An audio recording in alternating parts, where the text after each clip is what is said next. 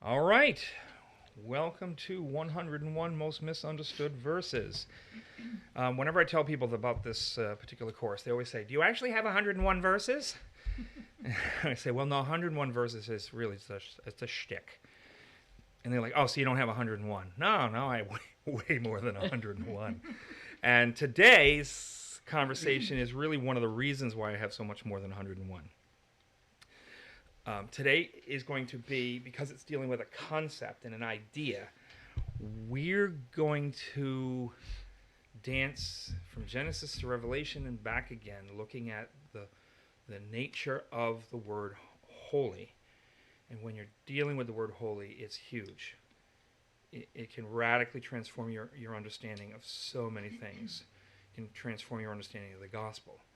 Understand, like, a lot of people that are kind of like, well, why doesn't God just, get over it? What's all this sin stuff, all this atonement stuff? Get over It it. sounds like child abuse to me. Why doesn't God just forgive it? Why does there have to be an exacting of a price? Why can't God just let it slide, let it go, just forgive us?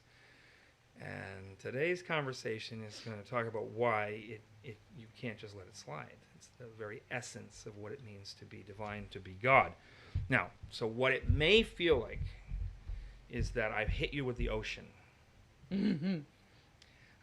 You ever see the scene in First Blood, the Rambo movies, for the first one, the First Blood, where they hit him with a fire hose in the prison cell, and and he's trying to be a tough man, because he is a tough man, but he's getting hit with a fire hose. Yeah. You get hit with a fire hose. I don't care how tough you are. Yeah. You're against the wall. That thing can flay the flesh from your bones. That's what it may feel like as we just hit these ideas. And so what you want to do is just kind of let it roll over you and go home with some seaweed in your bathing suit. Seaweed. It's like let the ocean wash over you, and then You've never been tumbled by a wave? and then you go home with some Seaweed. seaweed in your bathing suit. Absolutely. Seaweed. In other words, I'm going to throw so much at you. This is the kind of thing that you could listen to. I actually recited the synopsis of this lesson to somebody on the phone yesterday. I did it in under a minute. And I was sat there and I thought, it took me 25 years to be able to say that 1 minute of speech. 25 years. So I don't expect people are going to hear it in one session and go, oh, I've got it, totally. Well, go home with some seaweed in your bathing suit. Let it alter you, change the way you think. Every time you listen to, if you go back and keep listening to the lesson again and again and again, you'll get more and more out of it, because there is a tremendous amount that's in here. This is one of the lessons that's also a part of a course that I teach called The Man Behind the Curtain. I was getting ready to, I had basically had resigned from my position at North Point Bible College. It was, I had another name at the time, but it's what is now North Point Bible College in Hamilton, Massachusetts. And a bunch of my students got together. I was getting ready to run off to do my PhD. I had two 70-hour master's degrees at the time. And they said, look, before you go, can you sit and have some meetings with us where you unpack for us the things that you wish you knew before you started this journey? And I said, sure. So we went into a little side room. If I remember correctly, we didn't have the lights on because it was summer, it was hot, and we didn't even want the lights on us. And so I sat in the room with the lights off in front of a chalkboard, with the whole room, about, 10, 20 students in the room just sitting there. And I started to detail piece by piece all the things that I wish I had known about Scripture, known about the biblical world, that would have, had I known them coming in, would have meant that I was a lot more advanced than I was at the time. So, and what I began to detail in about a 2-hour time that I spent with them was to unpack what became a course called The Man Behind the Curtain. 12 concepts about God, man, and reality. So say it, concepts about God, concepts about the nature of humanity and man, and concepts about the nature of reality, the nature of the human experience, that underpin all the theology of Scripture, yet are not actually explained in Scripture. They're just there. And so 12 concepts. And the first one is that modern Westerners do not truly understand the concept of the holy. It's not a part of our thinking. We are not a holy-minded people. And so when people are doing things in the Scripture that are engaging the concept of the holy and what it means to be a human being that is exposed to the holy, it just dances around in front of us, but we don't get the show, because Scriptures don't explain holy. The Scriptures just use the word holy. So let's talk about how it uses the word holy. Now, but before we get going on that, I do want to talk about, if somebody wants to do some more work on this, and I highly recommend it, I'm going to suggest 5 basic works that are a really good start for wrestling with concepts of the holy. So the first one is The Idea of the Holy by Rudolf Otto. He takes a history of religions approach, but is looking at ancient Near Eastern literature in general and what this concept, this idea of the holy is. Holiness in Israel by John G. Gammey. He uses a biblical theology approach. That book was mind-blowing to me when I was young in my research. I and Thou by Martin Buber. This is a religious philosophy approach. The book, someone got upset with me one time because I described it. I said it's almost like there was a point of crisis in my life as an academic, and Martin Buber's book, I and Thou, it was a life preserver to me. It's almost saved me. You come to a point of crisis. A point of crisis is a point of decision. You got to go right, you got to go left. What are you going to do, right or left? And that book came at just the right time to prevent me from going left. I don't mean that politically, though it would fit politically too. Okay, because Martin Buber was definitely a lefty, but his concept of what he does in I and Thou, yeah, because it's revealing itself more. It's the left, which is all the Marxism, socialism, fascism, communism. People go, no, fascists are on the right. No, fascists, communists, socialists, Marxists of every stripe, all of them have almost identical ideologies. The only differences are small veneers of administrative concerns. So like a member of one of the calmest, most peaceable, sweetie pie socialist movements in the world, called the Fabian Society, were vehemently in support of both what Hitler did and what Stalin did. And later when Mao did it, they were in favor of it still. Genocide. So they're the calm boys. They're the nice boys. They're the sweet artisans, the slowpokes of the socialist world. And they, when Stalin murdered his millions, when Mao murdered his millions, when Hitler murdered his millions. So don't ever mistake that. Fascism is not right and then communism left. No, they are all identical systems with just a thin veneer of administrative issues. Who's going to rule it, and exactly how are we going to make it happen? All right, then we have the book God at Sinai by Jeffrey Niehaus. Indispensable, this book. Absolutely wonderful. I actually studied face-to-face with Jeffrey Niehaus for several years. Wonderful man, a good Christian, loves the Lord. In his book, he works on the idea of theophany image, we're going to talk about today. And then finally, Images of the Spirit by Meredith Kline.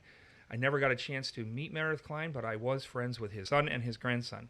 His name's Meredith. Yes, it's a him. I'm sorry. Meredith Kline is a him. I was friends with his son, and I knew his grandson. Fantastic biblical scholar.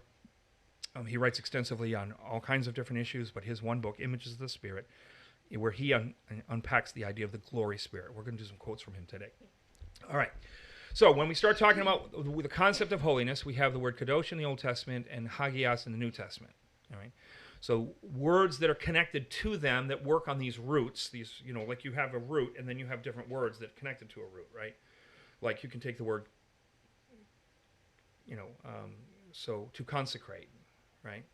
And then that sacrate, that consecrate, that sacrate also is part of the word saint and sanctify and sanctuary, right? You get the idea. You got different words all built off a core root. So we have holo, the holy, hallow, consecrate, saint, and all the sanct terms, sanctify, sanctification, sanctuaries, all that stuff. If you just take those words, actual words that are connected to the concept of the holy, you have over 1,000 Bible verses. Wow. Now, if you take something that is present in 1,000 Bible verses and you don't really understand it, you only understand it a little bit, you kind of only have a close approximation to what it means. You kind of like are close, but no cigar with it. This is massively influential in how you're going to interpret Scripture. But it gets worse than that. Because when you start talking about the emblems of holiness, like theophanic emblems of holiness, in other words, the words that are connected to the revelation or the encounter with the holy, like fire, cloud, whirlwind, the storm, right? Or connotations of holiness, majesty, glory, power, wrath. Or the human response to holiness, fear, quaking, pure, clean, pure and impure, clean and unclean, profane, defiled. Then now we're talking about well over 3,000 verses that hit on issues of the holy. Now sit there and say, there are 3,000 verses in the Scripture that are working with a concept that I only kind of understand. This is serious when it comes to theology. And right now we're dealing with the progressive Christians. The progressive Christians are not Christians. They're not progressive either, but we use the word progressive. They will use the word progressive because it actually associates itself with systems of socialism, the left, the collectivist concepts of society, and those kinds of things. So these progressive Christians are Christians that support abortion. They support homosexuality. They support fornication, adultery, divorce. Well, they're not Christians. No, they're not Christians in any meaningful sense. And so if anybody's ever heard of Rachel Held Evans, she died, I think, in her mid-30s from the flu, from a shot that she got from the flu, and ended up killing her. And she was a very popular women's speaker. This woman was not a Christian in any sense of the word, any historical sense of the word. She was not a Christian. But because she had grown up evangelical, she clung to the reputation of being Christian and declared herself a Christian, even though she had to redefine almost every word in Christian doctrine. Rejected the atonement, rejected conceptions of sin, denied the inspiration of the Scriptures. What she'd say, I believe in the inspiration of the Scriptures. I believe in heaven and hell. But she had a radically different definition of them, which basically meant she didn't believe in the Scriptures, didn't believe in heaven and hell. She actually wrote entire books mocking Scripture. All right, so we get the idea. All right, so one of the things you need to understand, every aspect of life in the biblical world was impacted by a shared idea of the holy. All of it. So you have the pagans, and you have the Jews, and even though they have radically different conceptions of God and the divine, they still had a shared concept of the holy, and that is that the divine was serious, that the divine needed special care. You had to be very careful, very respectful in your handling and dealing with the holy. And also the idea that the holy was ubiquitous in your life. All right, now, so you can share that idea of the holy and have a radically different idea of what is holy and what the holy wants from you, but you still have that shared idea of the holy. So if you read 1,000 Nights and a Night, you're going to see a concept of living in a world in which the holy is, in which they would believe that if they went to take water from a river, or, they have a story of a guy who comes up to a river and he skips a rock in the river, and then a jinn shows up and says, you killed my son, you threw a rock through his eye, he's a river spirit, and you killed him, and I'm going to punish you and destroy you. And then the man has to try and outmaneuver the jinn and trick him. But it was still the concept that this is the world of God, and that we're not alone in this world. There are forces in this world that are different from us, that exist on a whole other plane than us, and we have to deal with them in one way or another. Now, the fact that the pagans and the Jews had this shared concept that the holy was ubiquitous, and that you had to deal with it, and you had to deal with it in the right way, in a very respectful way, does not make them in any way, they just got their ideas from one another. No, they're radically different, but still we have to deal with this idea that the holy is ever present in their life. Every aspect of their life was connected to the holy. Think of the Christian, the way the Christian lives his life. We sit at the table, and we have food in front of us, and what do? Say grace. We say grace. We stop and we recognize, Lord, all good things fall to us from your hand. And we thank you that I have food to eat. They said, oh, God didn't give you that food. You went and planted seeds and grew some wheat, and then it came to the grocery store and you went and bought it. God didn't give it to you. Oh, no, no, no. It's a recognition of the common grace of the Lord who has created a world of thriving. Blessed are you, O Lord our God, King of the universe, who causes bread to grow up from the earth. It's just a recognition of God. Everything we do, we recognize God's here. I laugh sometimes at Christian services. Not because I think they're ridiculous, but because I just think it's just wonderful in a certain way. We open with a prayer. We transition with a prayer. Right? Is there a single transition in church that is not made with prayer? We open the service with prayer. We go into worship. We close prayer close worship with a prayer. Start the sermon with a prayer. End the service with a prayer. It's this constant recognition God is here. All right, so this is going to be very important to us. Even so, nowhere in Scripture is holiness explained. It is simply understood. Now, there are 12 of these. In the course that I teach, The Man Behind the Curtain, there are 12 of these concepts that are never explained in the Bible, and yet underpin all the theology of Scripture. So on all 12 of these ideas, if we're not getting them, we're missing something very important in the way we understand Christianity, the way we understand Scripture. So we're going to get here. All right. The problem for the modern interpreter is that our cultural distance clouds our ability to discern the meaning and the importance of ideas like holiness when they appear. We don't live in a holy society. We live in a secular society. We are secular people. Even if we're Christians, we live in a secular society. We have a tendency to move about our lives in a secular fashion. That means we move about without regard to the ubiquitous presence of the divine. Don't think about it. Reminds me of the guys pulling into the mall, and he's praying, Lord, Lord, please help me find a parking space close so I don't have to work very far. Oh, never mind, God, there's already one here. All right? The tendency throughout Christian history is to confuse holiness with ethics and morality. Okay, so now we're going to get down to the meaning of the word holy. If I ask you, what does holiness mean? What would you generally say? You've read the notes, so don't answer out of my notes. But in general, what do most people say the holy means? Purity, morally clean, morally upstanding. That's tend to be sinless. Yep, that tends to be people's answer. The funny thing is, if you ask most non-Christians what holy means, they will usually say, "Oh, it means stuff that has to do with God." Oh, so they get it more right than they actually do. They come a little closer than what it actually means. So we confuse holiness with ethics, morality, and religious devotion. Now, does holiness have something to do with ethics, morality, and religious devotion? Yes. This is why I say it's one of those ones where we're close, but no cigar. We're close. We're leaning in the right direction, but the problem is that the concept of the holy does not come out of ethics and morality, as in saying holiness means moral purity. Moral purity comes out of holiness. No, the direction you go in is very important. I don't say holiness means that there's this standard of morality that you match up to or don't match up to, like a plumb line. My mother used to do, when she used to do wallpaper, she had a tack, a string, and a key. And every time she did a line, she'd put it on it. And she'd make sure that her wallpaper was lining up to get her plumb line. Are you lined up with it or not? That's not holiness.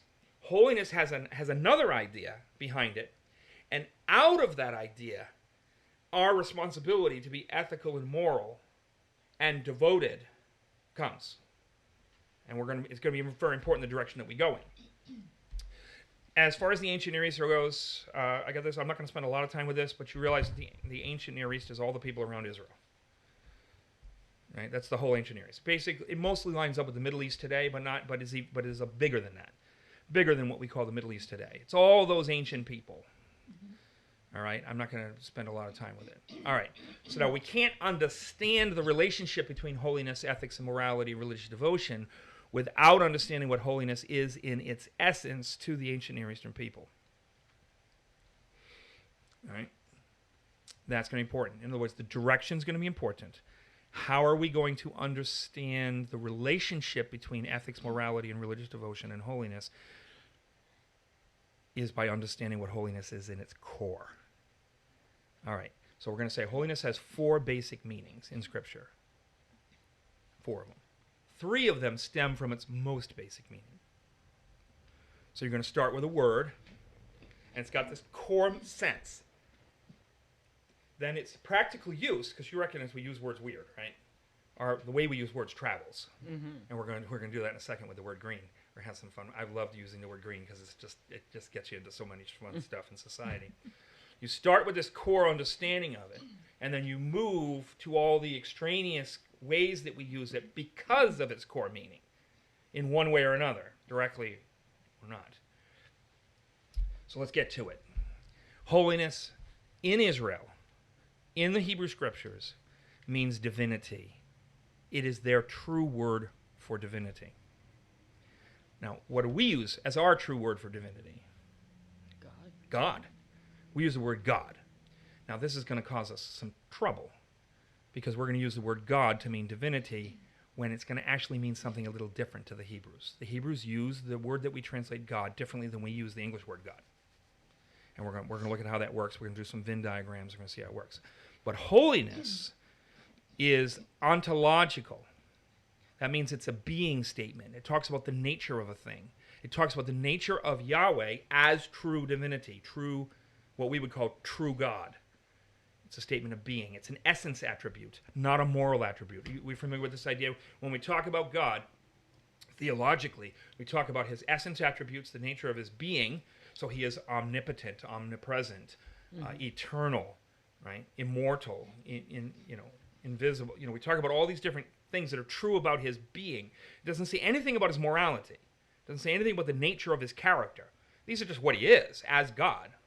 Like as a human being. I've got, 2 eyes, a nose, a mouth, right? And 2 ears. Now, one of them get ripped off, but I'm at least supposed to have one. And there used to be one. Or maybe something went wrong with my genetics and something's missing, like the bone in my nose, it's missing. I am on a list of genetic freaks. I did. I went and onto a website, read a big, huge article on the various common genetic freakazoids in the human species, and mine is on there. The stuff in my nose is so soft it's as if it's not there. Well, it's a nice shape anyhow. Well, it makes it really handy in a fight, let me tell you. I don't get in a lot of fights and haven't been in a lot of fights, but when my teen years, when one was forced upon me, it proved very useful. Because they tried to break my nose in vain. You're not going to do it. All right, so what is the nature of our being? What does it mean to be a human being? It doesn't say anything about whether I'm a good person or not. It doesn't say anything about what my personality is. And so this is ontological, essence attributes, not a moral attribute. To say that God is holy is to say nothing about his moral behavior. Or does it?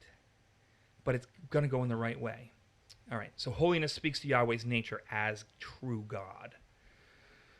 All right, now when we start working with this idea of the ontology of holiness, so in other words, what does it mean to say that God is holy? The nature of being. We have, in the Theological Word Book of the Old Testament, an article by Makomsky, which I disagree with, not just I, but many others disagree with. He claims that holiness means moral purity, because he's going the way that most Christians go, just to assume that it means moral purity. All right, and that to claim holiness for God is to claim that God is morally unstained by this world. I strongly disagree, and here's going to be one of the reasons. Are we suggesting that there is this plumb line called morality, and that by saying God is holy, that we're claiming that God measures up to it? What does that mean? To suggest this is to say that there is a rule outside of God that we are so kind and generous as to acknowledge that God measures up to. Right? You see what I'm saying? Mm-hmm. As opposed to saying God is the standard of morality. His character, his purpose, his behavior, as we observe it, working in the world and working in as revealed in Scripture, is the moral standard. There's no moral standard outside of God, because if there's a moral standard outside of God that God has to meet, that is to suggest that there is a moral law maker that exists outside of God, who is the one who made the plumb line. Someone has to make the plumb line. Now, so we're either saying that there's a God that's bigger than the God of the Bible who made the plumb line, and that we can say, oh, bravo, Yahweh, you matched up to the meta-divine's moral standard. Or we're demanding that God measure up and line himself up with our moral standard, our moral sense, which is what's happening in progressive Christianity. I just can't worship a God that would require the death of his own son to forgive sin. I just can't do it. It's so abusive. He's not nearly as nice as I am. I'm such a good moral person. Oh, can you imagine that the God of the Bible isn't as moral as me? Hubris. Why I did that in Swedish, I don't know. But anyway, I just reach for any voice. Usually I do it Southern, but because my mother's from the deep South, and I grew up with that Southern speech around me. So it's my go-to, that or British or something like that. Anyway, I heard a British person the other day trying to do an American accent. And I'm listening, I'm going, oh, so this is how Brits feel when Americans try and do a British accent. Because, that is a terrible American accent. Yeah. There's not an American in this country that talks like that. But it's their impression of how they think an American talks. All right, but so we get this idea, and I've actually had an atheist stand across the table from me and say, I'm more moral than the God of the Bible. Now, we're talking about a person who routinely got drunk, who was violent, has a propensity for theft and immorality, And they're more... has committed murder. Oh, dear Lord. No, I'm not kidding. Has committed murder through abortion, and stands there across the table telling me that they're more moral than the God of the Bible because of the flood. Oh, dear. And I'm like, so God destroyed serial killers, and you consider that an act of immorality. God destroyed a world that was so violent, so vile, that the human civilization could not even survive on the path that they had paved for human civilization. So much so that he had to remove them from the earth in order to reset the course so that the purposes of God in creation could be fulfilled. They were that wicked, that evil, and you think God was immoral for removing them from the earth. I'm sorry, I don't wash. You have Elijah, who kills the prophets, has the prophets of Baal killed. They were child murderers. They were vile. They were pimps. They ran prostitution sites and turned their women over. When you're dealing with the Babylonians, we're dealing with people who required women to sell their virginity in prostitution before they were even allowed to marry under certain cult rules in Babylon. And so when God brings judgment against them, God holds them accountable for their action. You think you're more moral than he is? It's because you don't see sin as sinful. You don't understand just how bad human sin is. You don't see human depravity for what it is. You think you're an all right person, in spite of the fact that your life screams, I am amoral. But you still think you're more moral than the God of the Bible. This is what's going to happen in progressivism. And I'll tell you, one of the issues is they don't understand the holy. They have never come in contact with the holy. They have never worshipped the holy. They have never meditated upon the holy. And if they did, they would not make such ridiculous claims. All right, so this guy's working this. He is wrong. Flat out, he's wrong. So, but what's the tension? Why does this guy who's a really good biblical scholar, and he is an excellent biblical scholar, why does he side with the idea that the word holy in Hebrew is talking about moral purity?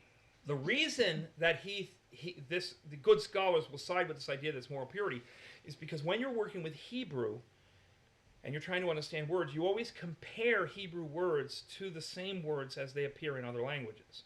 So you recognize that in French and English, we have a lot of words that are the same. So if you suddenly were trying to wrestle with the meaning of an English word and you appealed to that word for its roots in German, its roots in France, its in French, its roots in Latin, right? You start wrestling with this English word in light of it's having come out of Latin or having come out of French or having come out of German. this is what they're doing. They're looking at a biblical word. They're trying to wrestle with it in context. And so they're looking for the sense of the word in Akkadian, because if the word actually appears in Akkadian, well, how do the Babylonians use it? Because this word is part of Babylonian society, so how are the Babylonians using it? Well, how are the Sumerians using it? Does it appear in Samaria? In Sumerian language? Sumerian? Well, how would they use it? Well, does it appear in this language, this other language? And so what we have is a conflict. You have the way the Babylonians use it, standing in direct opposition to the way the Sumerians and some of the other people around Israel used it. And so what sense is it going to take? So let's look at it. Does that make sense? Mm-hmm. All right. So in Akkadian, the word that's used for holiness does concern purity. This purity is not moral, though. It's not about moral. It's used to speak of earthly things that are free from pollutants. And so the Akkadian word that's used for holy, remember the word, they still have the concept of the holy for the divine, but they just don't use this word for it, this kadosh word. They don't use this word. That when they use the word kadosh word in the Akkadian language, they're talking about things like, well, let's say a pure metal, like a pure gold. But if you mixed gold with something else, then it would be a mixed metal, and it would be unholy. So holy gold, unholy gold. All right, linen, pure linen piece of cloth, holy, because it's pure. Splash spaghetti sauce on it. Soiled linen, unholy. You remember, have any of you seen Harry Potter or read Harry Potter? I'm Not vaguely familiar with the remember. movies at all? I saw the Oh. movies, but Well, hopefully my audience will understand. They have a lot of cursed objects. Mhm. Like the wizards will put a curse on a necklace and then give the necklace as a gift. And the person who puts it on unleashes the curse against themselves for putting it on. The Hope Diamond supposedly has a curse, right? Yes? I'm correct about that? Indian artifact. Indian artifacts. Yeah, you got a little statue and you put spells on it and it's supposed to impact things. I've seen a variety of paranormal cases that were supposedly connected to Indian artifacts that had spells put on them. I actually believe if you believe in or buy into that, then yeah. But if you don't buy into it, it's... Well, the one case that I was exposed to, the people didn't have any idea what was going on. The people that they hired to find out what was the malevolent demonic activity that was happening in their house, they went, "Where'd you get that?" They got rid of it, and everything stopped. But be that as it way. All right. So you get the idea. So something that's not pure because they put a spell on it, is a malevolent spirit attached to it. That's the way the Akkadians use the word. But here's the other problem. We have the Sumerians and the Ugaritic people. They also use the word kadosh in their language, and they use it to speak of the idea of the divine realm versus the human realm. Divinity versus humanity. Am I true God, or am I not true God? Now remember, the pagans have a very broad understanding of what it means to be God.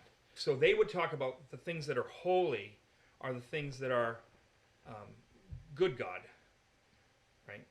And as opposed to the bad gods. So you have malevolent spirits, which nobody would regard, the demons and whatnot. They would not regard any of those as holy. They would, even though they're spiritual, even though they're part of the spiritual world. So they literally mean God. They use the word to mean this is true divinity, godness. Not demonic spirits, not all these other weird things, but the gods they are holy, and as opposed to the human. So the God realm and the human realm. Now, when gods come among men, the God world and the human world bump into each other. Well, so a lot of the stuff that we're going to do with holy is going to have to do with what do you do and how do you act when the God world and the human world bump into each other. How are you going to act? Now, you've got secularists here going, there's no such thing. Well, I've seen too much in life. I've seen stuff that make your hair fall out. Wait a minute, it did. I have. I've seen some things that just flat out terrifying. And anyway, so the question is, so you got the Sumerian and the Ugaritics, which are people around Israel. They use kadosh to talk about the divine realm, the essence of the God world. And then you got the Akkadians who use it to talk about pure stuff, undefiled, not religiously or morally, but simply in, clean linen, that's pure linen. If you mixed a piece of linen, if you took a linen cloth and made a woolen linen mix, it would not be holy anymore, because it would be mixed. If you took gold and mixed it with another metal to make it a little harder, it would no longer be holy. It would be mixed. Well, which is it going to be? I think the mistake that he makes is he's going to go with the Akkadians. And he's making a grievous error in Scripture to go with the Akkadians on this particular score. But so this is not a moral distinction, but an ontological distinction. So even among the Sumerians and the Ugaritic people, to say that something is holy does not say anything about its moral quality necessarily. It's just a god, and there are some pretty nasty gods. You read I can't say that I've read all the myths, to my knowledge. There are probably some of the ancient Near Eastern myths that I haven't read. If they are, then I don't know they exist, because I've read most of them. And you have some gods like Ira, are pretty nasty. They're destruction gods. And the way you handle them is you placate them. You make them feel warm and fuzzy about themselves and tell them how awesome they are and how powerful they are, and to keep them from unleashing your terror upon you. So there's actually a myth, the myth of Ira. It's called the myth of Ira and Ishum. And it's a wonderful story. Explains a little bit about the way they see the world. But it's not.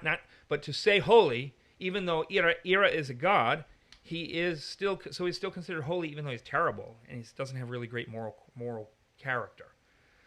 Most of the gods are selfish and destructive, and even when they're good guys, they're very self-important in the way that you got to be constantly telling them how demonic spirits then? No, well, it depends how you talk about them. Like, they regard evil, malevolent spirits they talk about them a different way than Israel will.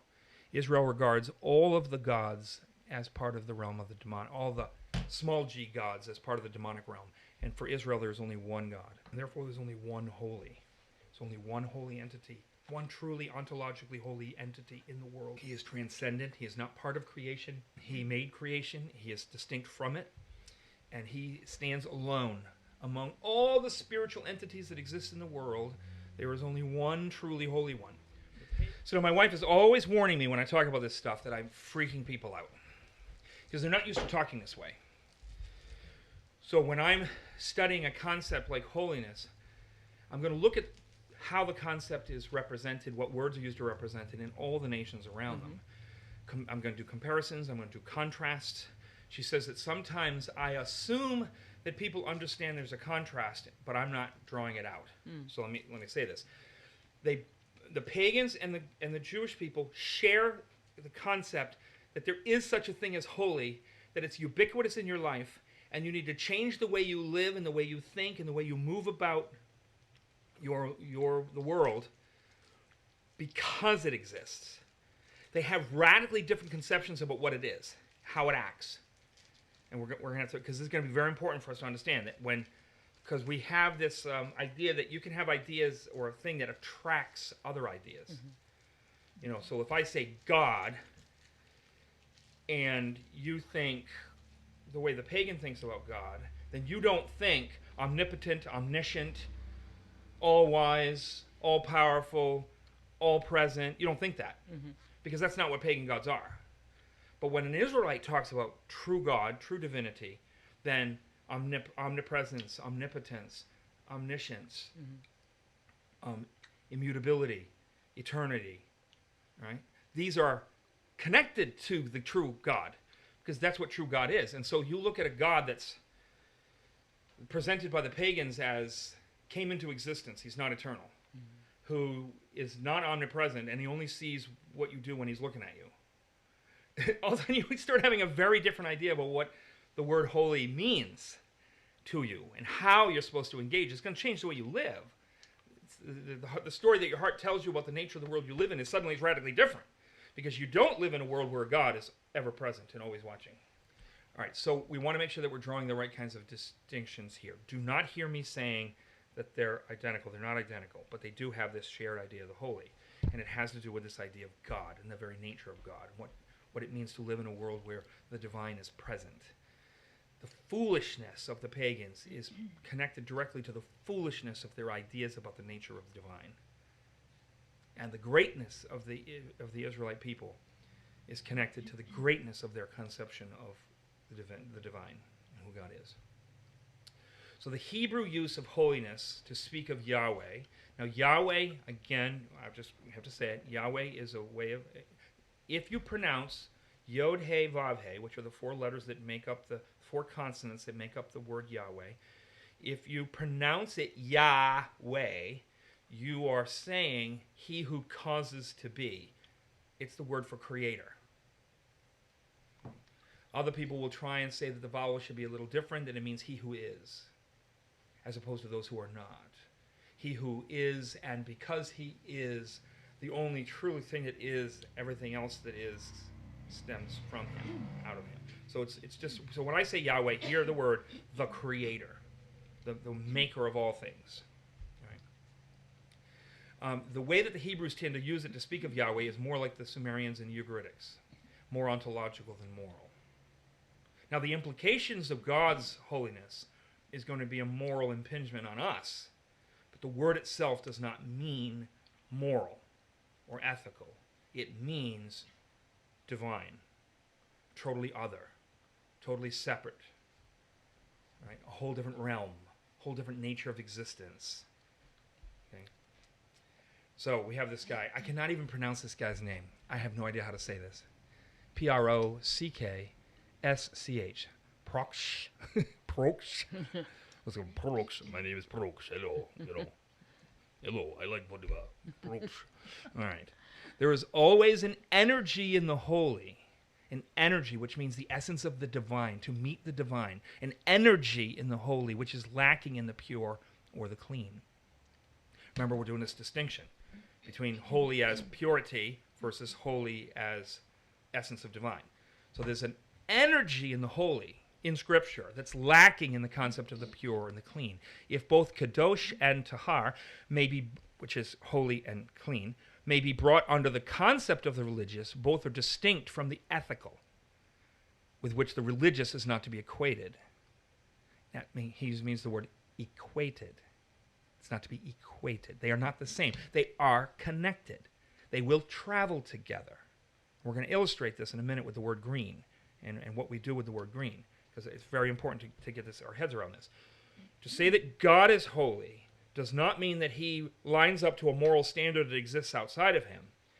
It means that he is true divinity in the fullest sense of the word, and morality and ethics are going to flow from that, not before that. Because he is holy, we have moral and ethical obligations for how we live before him.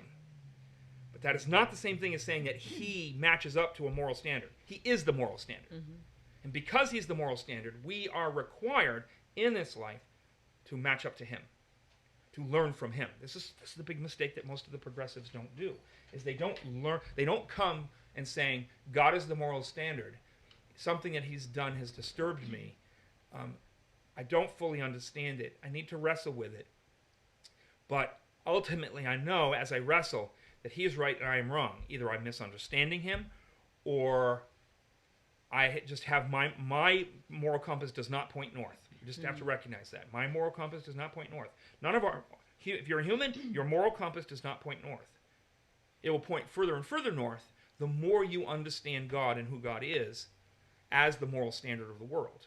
So that what he does is moral. Now to understand it. How is the flood right? Because he's right. He's the moral standard. So how is his actions in the flood, how does it represent or flow out of, flow into the creation of a moral standard? Because is not the one who caused the flood also the one who said, he who sheds the blood of man, by man shall his blood be shed, for man was made in the image of God? Mm-hmm. And so, if that great moral standard that we grab a hold of, he who sheds the blood of man, by man shall his blood be shed, now all of a sudden we have progressives who think that they're more moral than he who sheds the blood of man, by man shall his blood be shed. Mm-hmm. And by being more moral than that statement, unleash in the world unchecked evil. There's no price to pay. There's no consequence for our sin. God just grabs Hitler in a big huggy hug and kisses him and puts him on his knee and said, now that wasn't very nice, killing those 13 million people. Shame, shame, but that's okay. You're just so cute. We create a world without standards where people do whatever they want because there's no consequence for their actions. All right. So in other words, we're not equating them. That doesn't mean that they're completely disconnected from one another. How we get there is going to be very important to us. So Rudolf Otto, I referenced his book in the beginning. Rudolf Otto says, holiness is a category of interpretation and valuation peculiar to the sphere of religion. In other words, holy has to do with the nature of God and the nature of dealing with God. Okay? It is indeed applied by transference to another sphere, that of ethics, but it is not itself derived from this. I hope this is making sense. Mm-hmm. Right? It does not mean ethics, but because it exists, ethics are born. It's transference. We transfer the concept of God as true divinity, thus the moral standard, thus an impingement upon ourselves on how we act and how we behave because of who he is. He is right. His behavior is right. I've told you before, when I was younger and I would read about the 18 death penalty cases in the Old Testament. There are 10 to 8, I believe there are 18 offenses that could, if the court is ordered correctly, could get you the death penalty. And I used to sit there and think, it seems a little extreme. But because I'm of the mind that I am, I'd always say, well, God, you know, you're right. I trust you're right, but I don't understand. I need to wrestle with this. I need to wrestle through my understanding of God in order to understand the rightness and the morality of the actions of God and of the laws of God. What don't I understand? One of my students used to say, if you don't see the love in God's law, then you do not yet understand the law. If you don't see the love in God's law, you do not yet truly understand the law. So you're like, so wait a minute, you're trying to tell me that the destruction of the world in the flood was an act of love? Yes. And when you understand the nature of God, and thus the nature of sin, you will understand how the flood was an act of love. It was not an act of love. It's not an act of love for Hitler. Mm. It's an act of love for creation, an act of love for humanity. What would you do? What would you not do to a person who is trying to harm one of your children? What act would you not commit to preserve the world? Somebody said one time, if you kill somebody for breaking into your house, that means you love your stuff more than you love them. And I'd be like, no. It means I love law and order more than I love them. And I do. Because law and order impacts the lives of millions. And to allow one person to behave in an indecent and corrupting way is to corrupt the whole system and to corrupt the lives of all the people in it. And to act against it, to stop it, to punish it, to make sure that you prevent it from happening more.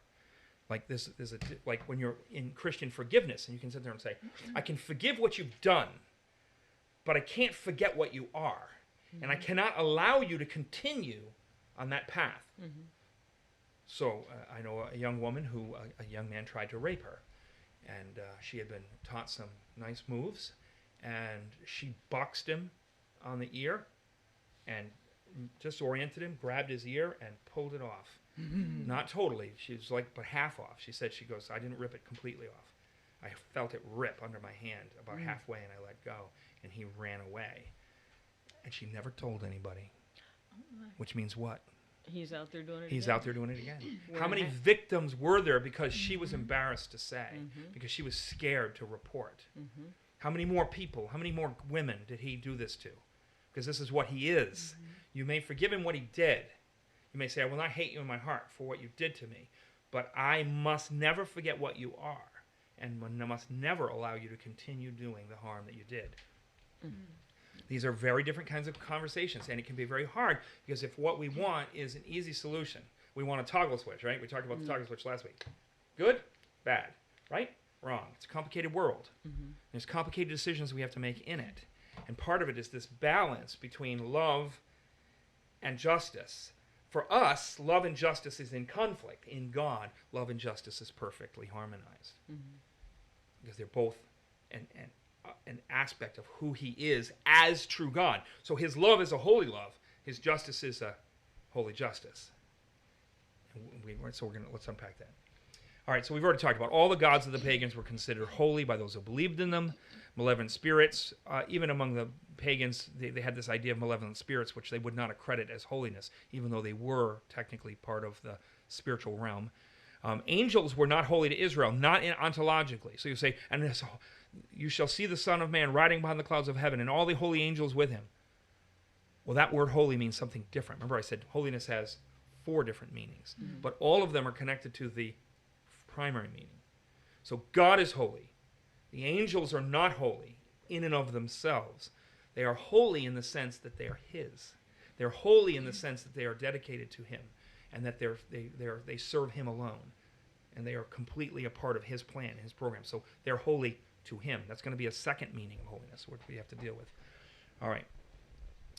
So let's go on. So when the pagans say their gods were holy, and we've already talked about this, the pagan gods were not eternal. They were not omnipotent. They were not omnipresent. They were not omniscient. They weren't immutable. They were not good. So holy does not carry these connotations with it. But among the Israels, God was all of these things. He's omnipotent, omniscient, and he's good, and he's love. So holiness carries the connotations with it. But it's not what the word means. All right, so being monotheists, we're going to talk about this idea of monotheism. Were the Israelites monotheists? Did they believe in one God? This is going to imply the word God and what we mean by the word God. If what we mean by the word God is divine, then yes, they were monotheists. But if we use the word God the way they use the word God, then they were still monotheists, but they believed that there was more than one thing that came under the label of God. Because what's our ultimate word for divinity is God. Their ultimate word for divinity was holy. Not God. The word God, Eloah, Elohim, had a very different meaning. So we're going to talk about this. I told you this is going to be like getting hit with the ocean. It's going to be like being in a cell and having somebody turn a fire hose on you. So I'm going to try and, because we're talking about words, how we understand words, how we differentiate use of words, and when you're changing language, it gets a little off balance. So hear me rightly. Monotheists, absolutely. There is one true God, one holy one in all the world for Israel. But there were other entities that they recognized under the category Elohim, El and Eloah. All right. So let's look at Exodus 15:1. Who was like you, O Lord, among the gods? Who was like you, majestic in holiness, awesome in glorious deeds, doing wonders? Look at that word. Who is like you among the gods? Whoa! I thought they didn't believe in the gods. Well, it depends what you mean by the word gods. The word gods, plural, is Elohim. Okay. How do they use the word Elohim? All right. Exodus 20, verse 3. You shall have no other gods before me. Well, if there's only one God, why would he say you shouldn't have any before me? Why should you say you only honor me? Does this mean only honor me as God? Or is this a declaration that there is only, to say, I'm the only God, and therefore you should only think about me, and these other things are just little playthings, and you should ignore them? Or is he suggesting that there is this panoply of gods, and that he is to be the only one to whom they heed? It's going to come down to the definition of the word God and gods. Not English definition of God and gods, because in the English definition of God and gods, there are false gods and there's true God. But in the Hebrew use of the word, we're going to play a little game here. All right. It's invested. The word gets invested with all the terror and awe that accompanies omnipotence, eternity, immutability, omnipresence, omniscience, and all of those other things. The word holy carries these meanings because it is attributable to only one. And so when the pagan references their Marduk as God, as holy, the Hebrews would look at it and go, well, he may be an Elohim as a demonic spirit, but he's not holy. What a shady view of the word holy. What a shabby understanding of the concept of holy. Holiness infused with all the essence of what God is, in addition to him being divine. He is the definition of divine. And what a terrible understanding of God. And what good is a God? So Isaiah will talk about the attack that's going to take place against the Babylonians and how they're going to raid the temple of Marduk, or He gets called Bel here. They're going to raid the temple of Bel, and the priests of Bel are going to try and save him. And they're going to put him on a cart, and they're going to try and ride away, but he's such a fathead that the animals can't pull him. The animals begin to stumble, and he gets them all caught. Isaiah's laughing his head off. You call this divinity? You call this is what you call holy? Your God gets you caught? And God will come in and go, I will save you. I'll carry you. You don't have to carry me. I will carry you. I will save you. I won't get you caught. And you don't have to tote me around. I am true God. What a shabby understanding of the holy that is among the pagans.